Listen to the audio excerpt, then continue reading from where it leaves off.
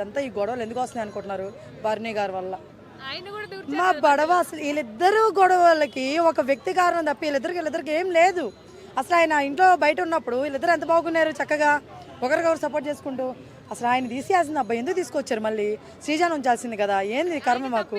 వీళ్ళిద్దరు గొడవలు ఒక మాట చెప్తానమ్మా, వన్స్ ఒక పర్సన్తో తనుజ ఇంకోసారి నా గురించి మాట్లాడితే బాగోదు, డన్ అంతే. అక్కడికి వాళ్ళు తీసుకోరాక టాపిక్ దివ్యాని సేమ్ డన్ అంతే. మళ్ళీ దివ్య సరేలే మనం మళ్ళీ మాట్లాడటము, మళ్ళీ తనుజ సరే అమ్మ మాట్లాడడం, వీళ్ళిద్దరికి ఇది అవ్వడం అది కరెక్ట్ కాదు.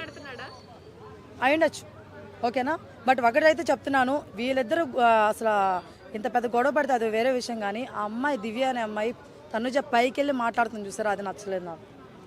అర్థమవుతుందా, అది కరెక్టే కాదు ఓకేనా. అది కొంచెం తప్పు అనిపించింది తప్ప మిగతాదంతా తనుజ తప్పు అనిపించింది నాకు. అంటే ఏమి అంత ఎక్కువైపోతుంది ఎందుకు తనుజకి, అంత ఓవర్గా ఎందుకు మాట్లాడుతుంది నాకు అర్థం కావట్లేదు. అవునా కదా, అంటే అన్నకి ఏముందని చూసుకొని మాట్లాడుతుందో నాకు అర్థం కావట్లేదు. సో తను అలా మాట్లాడకుండా ఉండాల్సింది. అట్ ది సేమ్ టైం దివ్య కూడా అలా కమెంటింగ్ చేయాల్సిన అవసరం లేదని నా ఫీలింగ్.